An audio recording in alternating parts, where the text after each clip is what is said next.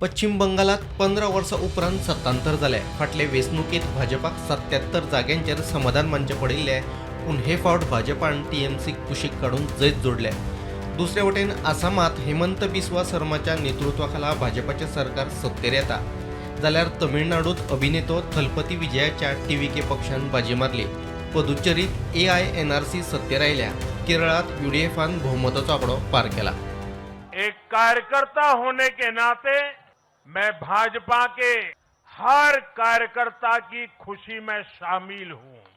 साथियों, आज का ये दिवस कई मायनों में खास है, विशेष है. ये देश के उज्जवल भविष्य की उद्घोषणा का दिन है.